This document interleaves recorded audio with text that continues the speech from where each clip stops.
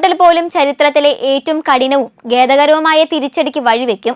അമേരിക്കയ്ക്കും ഇസ്രയേലിനും നേരെ ഇറാന്റെ ഉന്നത സൈനിക കമാൻഡർ നൽകിയ ഈ മുന്നറിയിപ്പ് ലോകം അതീവ ഗൗരവത്തോടെയാണ് കാണുന്നത്.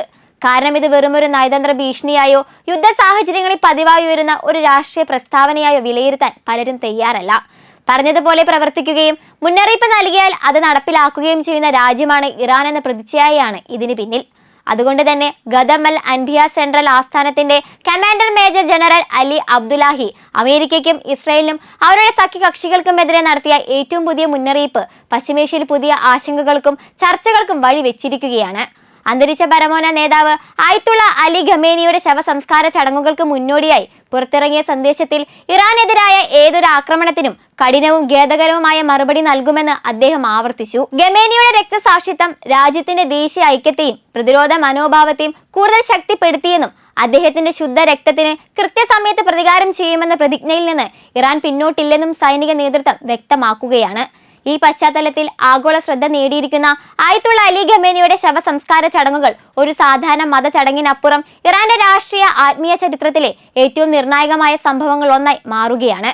ഷിയ ഇസ്ലാമിക ആചാരപ്രകാരം മരണാന്തര ചടങ്ങുകളുടെ ആദ്യഘട്ടം ഭൗതിക ശരീരം ശുദ്ധീകരിക്കുന്നതോടെയാണ് ആരംഭിക്കുക. പ്രത്യേക മതപണ്ഡിതരുടെയും വിശ്വസ്തരായ മതപുരോഹിതരുടെയും മേൽനോട്ടത്തിൽ സുഗന്ധദ്രവ്യങ്ങളും കർപ്പൂരവും ചേർത്ത വെള്ളത്തിൽ 3 ഘട്ടങ്ങളിലായാണ് ശരീരം കഴുകി ശുദ്ധീകരിക്കുന്നത്. തുടർന്ന് കഫൻ എന്ന് വിളിക്കപ്പെടുന്ന തയ്യലുകളില്ലാത്ത വിശുദ്ധമായ വെള്ള തുണികളിൽ ഭൗതിക ശരീരം പൊതിയും.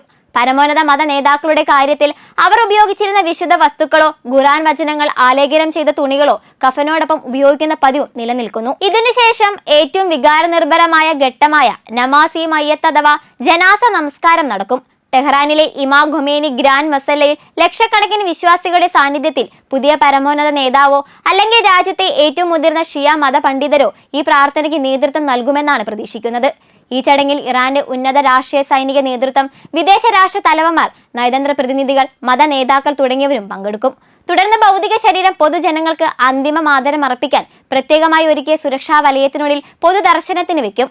ജനലക്ഷങ്ങൾ നേതാവിന് അവസാനമായി ആദരാഞ്ജലി അർപ്പിക്കാൻ എത്തുമെന്നാണ് ഇറാൻ പ്രതീക്ഷിക്കുന്നത്. പൊതുദർശനത്തിന് ശേഷം ഷിയ വിശ്വാസത്തിലെ ഏറ്റവും പുണ്യമായി കണക്കാക്കപ്പെടുന്ന നഗരങ്ങളിലൂടെയുള്ള അന്ത്യയാത്ര ആരംഭിക്കും. ടെഹ്റാനിൽ നിന്ന് ഗോം നഗരത്തിലേക്ക് ഭൗതിക ശരീരം കൊണ്ടുപോവുകയും അവിടെ പ്രമുഖ മത പണ്ഡിതരും വിദ്യാർത്ഥികളും പ്രത്യേക പ്രാർത്ഥനകൾ നടത്തുകയും ചെയ്യും. തുടർന്ന് ഇറാഖിലെ ഷിയ മുസ്ലിങ്ങളുടെ ഏറ്റവും വിശുദ്ധ കേന്ദ്രങ്ങളായ നജാഫിലേക്കും ഖർബയിലേക്കും ഭൗതിക ശരീരം എത്തിക്കുമെന്നാണ് റിപ്പോർട്ടുകൾ സൂചിപ്പിക്കുന്നത്. ഇമാം അലി, ഇമാം ഹുസൈൻ എന്നിവരുടെ വിശുദ്ധ ദർഗകൾ സ്ഥിതി ചെയ്യുന്ന ഈ നഗരങ്ങളിൽ പ്രത്യേക അനുസ്മരണ ചടങ്ങുകളും വിലാപയാത്രകളും സംഘടിപ്പിക്കും. ഈ യാത്രയുടെ ഓരോ ഘട്ടത്തിലും കറുത്ത വസ്ത്രം ധരിച്ച ലക്ഷക്കണക്കിന് വിശ്വാസികൾ നെഞ്ചത്തടിച്ചും മതപരമായ വിലാപഗീതങ്ങൾ ആലപിച്ചും നേതാവിന് അന്ത്യാഞ്ജലി അർപ്പിക്കും. ഒരാഴ്ചയോളം നീളുന്ന ഈ ചടങ്ങുകളുടെ അവസാന ഘട്ടത്തിൽ ഖമേനിയുടെ ജന്മനാടായ മഷ്ഹദിലേക്ക് ഭൗതിക ശരീരം തിരിച്ചെത്തിക്കും. ഷിയ മുസ്ലിങ്ങളുടെ ഏറ്റവും പ്രധാനപ്പെട്ട തീർത്ഥാടന കേന്ദ്രങ്ങൾ ഒന്നായ ഇമാം റസ ദർഗയിലാണ് അദ്ദേഹത്തെ ഖബറടക്കാൻ തീരുമാനിച്ചിരിക്കുന്നത്. പരമ്പരാഗത ഇസ്ലാമിക ആചാരപ്രകാരം ശവപ്പെട്ടിയില്ലാതെ ശരീരം വലതുവശത്തേക്ക് ചരിച്ച് വിശുദ്ധ ഖബയുടെ ദിശയായ ഗിബ്ലയ്ക്ക് അഭിമുഖമായാണ് ഖബറടക്കുക. തുടർന്ന് നമാസി വഹ്ഷത്ത് എന്ന പ്രത്യേക പ്രാർത്ഥനയും കുടുംബാംഗങ്ങളുടെയും മത നേതാക്കളുടെയും നേതൃത്വത്തിൽ നടക്കും. കോടിക്കണക്കിന് ആളുകൾ പങ്കെടുക്കുമെന്ന് പ്രതീക്ഷിക്കപ്പെടുന്ന ഈ ചടങ്ങുകൾക്കായി ഹെലികോപ്റ്റർ നിരീക്ഷണം, ഡ്രോൺ നിരീക്ഷണം, കനത്ത സൈനിക സുരക്ഷ, ആയിരക്കണക്കിന് സുരക്ഷാ ഉദ്യോഗസ്ഥരുടെ വിന്യാസം എന്നിവ ഉൾപ്പെടുന്ന ചരിത്രത്തിലെ ഏറ്റവും വലിയ സുരക്ഷാ ക്രമീകരണങ്ങൾ ഒന്നാണ് ഇറാൻ ഒരുക്കിയിരിക്കുന്നത്. ആയത്തുള്ള സയ്യിദ് അലി ഖമേനിയുടെ അന്ത്യയാത്ര ഒരു മത നേതാവിന്റെ ശവസംസ്കാര ചടങ്ങ് മാത്രമല്ല, ആഗോള രാഷ്ട്രീയത്തിന്റെ ശ്രദ്ധാ കേന്ദ്രമായി മാറിയിരിക്കുന്ന ഒരു ചരിത്ര നിമിഷം കൂടിയാണ്. ലോക രാഷ്ട്രീയത്തെയും പശ്ചിമേഷ്യൻ ശക്തി സമവാക്യങ്ങളെയും പതിറ്റാണ്ടുകളായി സ്വാധീനിച്ച ഒരു നേതാവിന്റെ വിടവാങ്ങൽ ചടങ്ങിലേക്ക് 100-ലധികം രാജ്യങ്ങളിൽ നിന്നുള്ള പ്രതിനിധികൾ എത്തുമെന്ന റിപ്പോർട്ടുകൾ ഈ ചടങ്ങിന്റെ അന്താരാഷ്ട്ര പ്രാധാന്യം വ്യക്തമാക്കുന്നതാണ്. ഇറാനിൽ നടക്കുന്ന ഈ അനുസ്മരണ ചടങ്ങുകൾ ഇറാന്റെ ആഭ്യന്തര രാഷ്ട്രീയത്തിനപ്പുറം ലോക നയതന്ത്രത്തിന്റെ പുതിയ സന്ദേശങ്ങൾ കൈമാറുന്ന വേദിയായി മാറുകയാണ്. ഇറാനിയൻ മാധ്യമങ്ങൾ പുറത്തുവിടുന്ന വിവരങ്ങൾ പ്രകാരം ഏഷ്യ, മധ്യേഷ്യ, പശ്ചിമേഷ്യ, ആഫ്രിക്ക, യൂറോപ്പ് എന്നീ മേഖലകളിൽ നിന്നുള്ള നിരവധി രാഷ്ട്ര തലവന്മാരും ഉന്നത പ്രതിനിധികളും ചടങ്ങിൽ പങ്കെടുക്കും. പാകിസ്ഥാൻ പ്രധാനമന്ത്രി ഷെഹബാസ് ഷെരീഫ് ചടങ്ങിൽ നേരിട്ട് പങ്കെടുക്കുമെന്ന് അറിയിച്ചിട്ടുള്ളത് ശ്രദ്ധേയമാണ്. സമീപകാലത്ത് ഇറാനും അമേരിക്കയും തമ്മിലുള്ള ചർച്ചകളിൽ മധ്യസ്ഥനായി പ്രവർത്തിച്ച പാകിസ്ഥാന്റെ സാന്നിധ്യം ഇരു രാജ്യങ്ങളും തമ്മിലുള്ള തന്ത്രപ്രധാന ബന്ധത്തിന്റെ ആഴം വ്യക്തമാക്കുന്നതായാണ് വിലയിരുത്തപ്പെടുന്നത്. മധ്യേഷ്യൻ മേഖലയിലെ പ്രധാന രാഷ്ട്രങ്ങളിൽ ഒന്നായ താജിക്കിസ്ഥാന്റെ പ്രസിഡന്റ് ഇമോമാലി റഹ്മോനും ചടങ്ങിൽ പങ്കെടുക്കും. അതുപോലെ അർമേനിയൻ പ്രധാനമന്ത്രി നിക്കോൾ പാഷ്നിയനും ജോർജിയൻ പ്രസിഡന്റും തങ്ങളുടെ രാജ്യങ്ങളെ പ്രതിനിധീകരിച്ച് ഇറാനിലെത്തും. കോക്കസസ് മേഖലയിലെ ഈ രാജ്യങ്ങളുടെ പങ്കാളിത്തം പശ്ചിമേഷ്യയിലും മധ്യേഷ്യയിലെയും രാഷ്ട്രീയത്തിൽ ഇറാന്റെ സ്വാധീനം ഇപ്പോഴും ശക്തമാണെന്ന സന്ദേശമാണ് നൽകുന്നത്. ഇന്ത്യയും ചടങ്ങിൽ ഉന്നതതല പ്രതിനിധി സംഘത്തെയും അയക്കുന്നതായി പ്രഖ്യാപിച്ചിട്ടുണ്ട്. ഡെപ്യൂട്ടി വിദേശകാര്യമന്ത്രി പബിത്ര മാർഗരിറ്റയും ബീഹാർ ഗവർണർ സയ്യിദ് അദ ഹസ്നൈനുമാണ് ഇന്ത്യയെ പ്രതിനിധീകരിക്കുന്നത്. കൂടാതെ മുൻ വിദേശകാര്യമന്ത്രി സൽമാൻ ഖുർഷിദ്, മുൻ ജമ്മു കാശ്മീർ മുഖ്യമന്ത്രി മെഹബൂബ മുഫ്തി തുടങ്ങിയ പ്രമുഖരും പ്രതിനിധി സംഘത്തിന്റെ ഭാഗമാകുമെന്നാണ് റിപ്പോർട്ടുകൾ.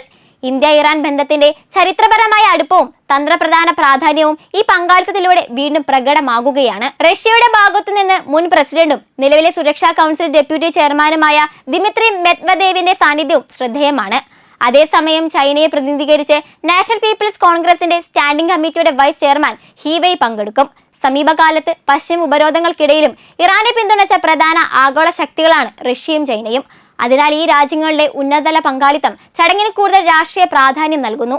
തുർക്കി വൈസ് പ്രസിഡന്റ്, അഫ്ഗാനിസ്ഥാനിലെ താലിബാൻ നേതൃത്വത്തിലെ പ്രമുഖർ, ബംഗ്ലാദേശ് പാർലമെന്റ് സ്പീക്കർ ഹഫീസുദ്ദീൻ അഹമ്മദ് എന്നിവരും ചടങ്ങിൽ പങ്കെടുക്കുമെന്നാണ് റിപ്പോർട്ടുകൾ. വിവിധ രാഷ്ട്രീയ സംവിധാനങ്ങളുള്ള രാജ്യങ്ങൾ ഒരേ വേദിയിൽ എത്തുന്നത് ഖമേനി ഒരു ദേശീയ നേതാവ് മാത്രമല്ല, ആഗോള രാഷ്ട്രീയ ചർച്ചകളിൽ സ്വാധീനം ചെലുത്തിയ വ്യക്തിത്വമായിരുന്നുവെന്ന വിലയിരുത്തലിന് ശക്തി പകരുന്നതാണ്.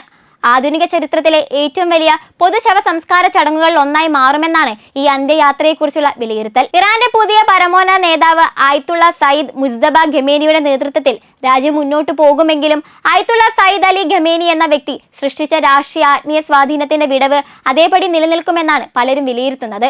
ഇനി ഇറാൻ മുജ്തബ ഖമേനിയുടെ കൈകളിൽ സുരക്ഷിതമാണെന്ന് വിശ്വസിക്കുന്നവരുമുണ്ടാകാം.